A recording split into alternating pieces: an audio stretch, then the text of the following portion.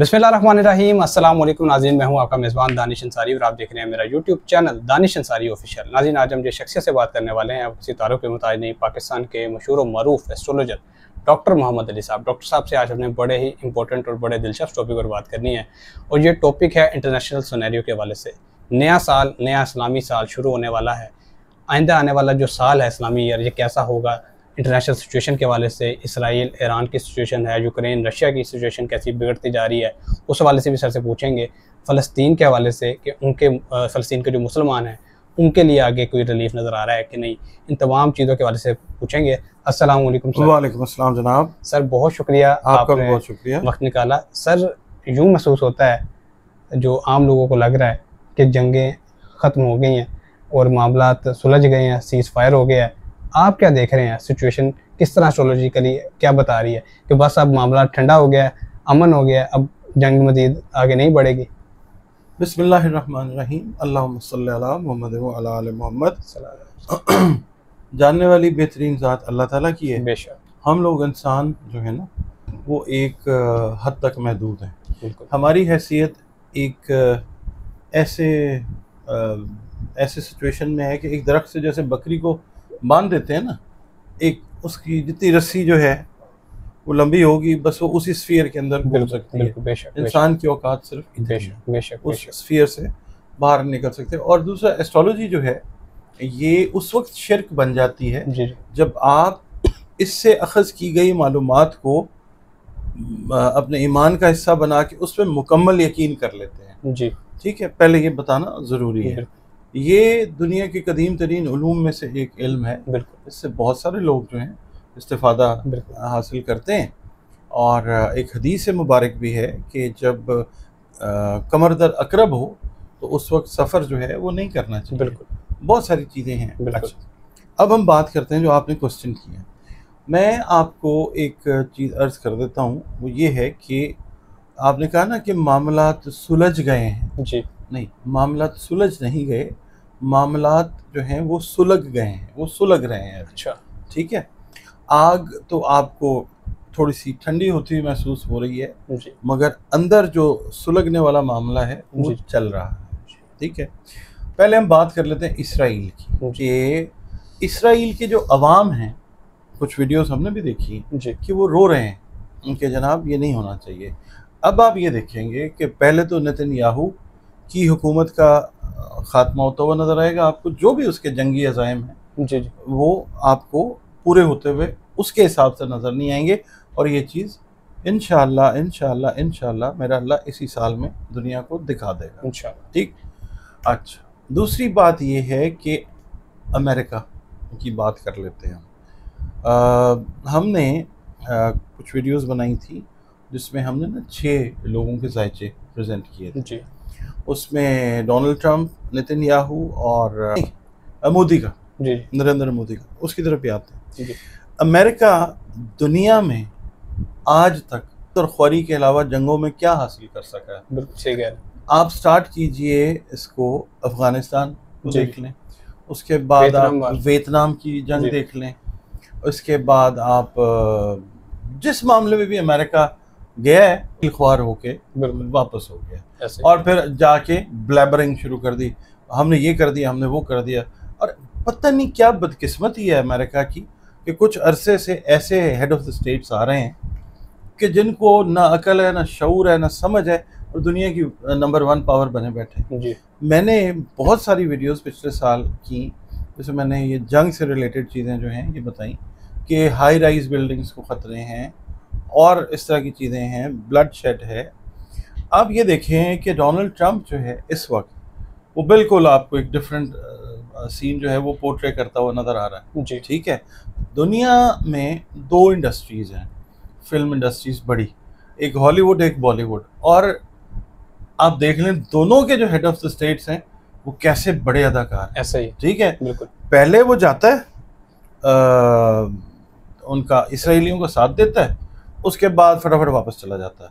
और फिर अगले दिन या उससे अगले दिन जब जंगबंदी हो जाती है, सो कॉल्ड जंगबंदी, अभी जंगबंदी को आपने इजी नहीं लेना, जंगबंदी कोई नहीं है, क्योंकि प्लानिटरी पोजीशन जो है वो इस तरह की है कि अभी मार्स और केतु जो है वो कंजंक्ट हैं तकरीबन, ठीक है, और कता करता है, मैंने हमेशा बताया कि काटता है कि तो मार्स अपनी जब पावर इसको देगा और ये नेगेटिव पावर उसको देगा तो जंगों का जो है ना नंबर वो बढ़ेगा।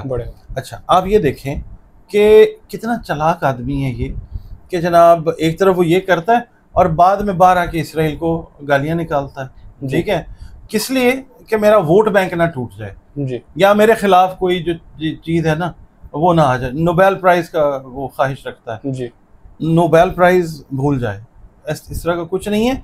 अपनी हुकूमत इस साल में बचा लेना अगर डोनाल्ड ट्रंप, तो बहुत बड़ी बात है, ठीक है, क्योंकि प्लानिटरी पोजीशन हमने जो जायचे बनाए थे उसमें डिस्कस किया था नरेंद्र मोदी।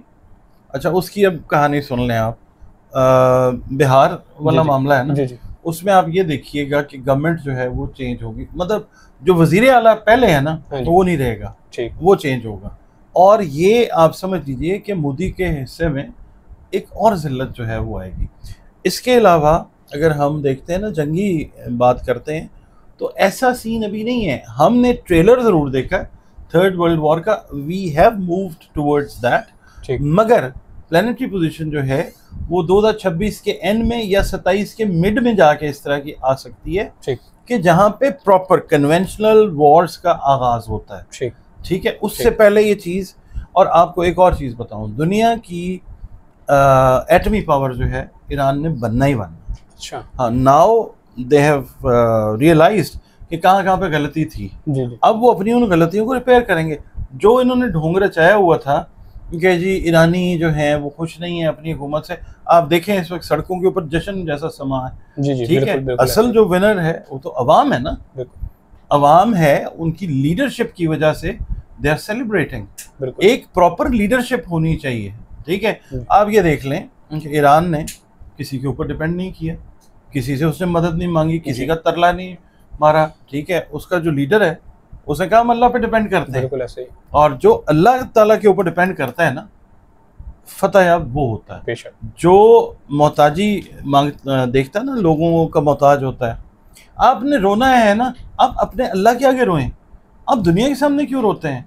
अल्लाह ताला सुनता है, समी है, बसीर है, खबीर है, अलीम है, क्या क्या उसकी ज़ात का हम तारीफ़ करें। अच्छा, अब दूसरा ये कि इसके इफ़ेक्ट्स ओवरऑल जो है ना वर्ल्ड इकोनॉमी के ऊपर पड़े हैं और ये सारा कुछ है।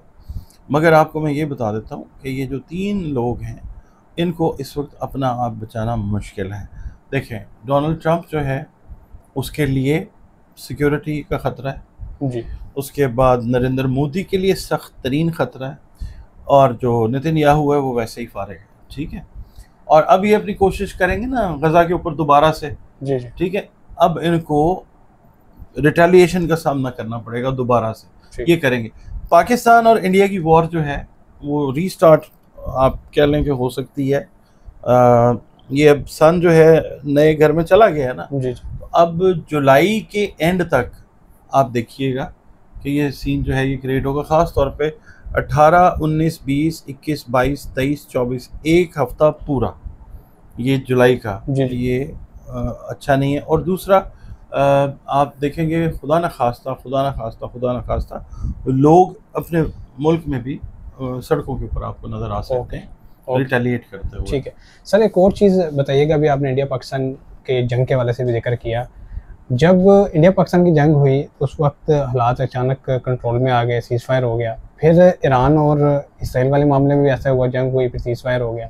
अब यूक्रेन में फिर मामला शुरू हो गया। ये एक एक करके ये जो जंगें शुरू होती हैं, ख़त्म हो रही हैं, ये कौन सी ऐसी प्लानिटरी पोजीशन बनी है कि ये मामला इस तरह चल रहा है? जुपिटर जो है ना, जुपिटर उसको जहन में रखें, ठीक है।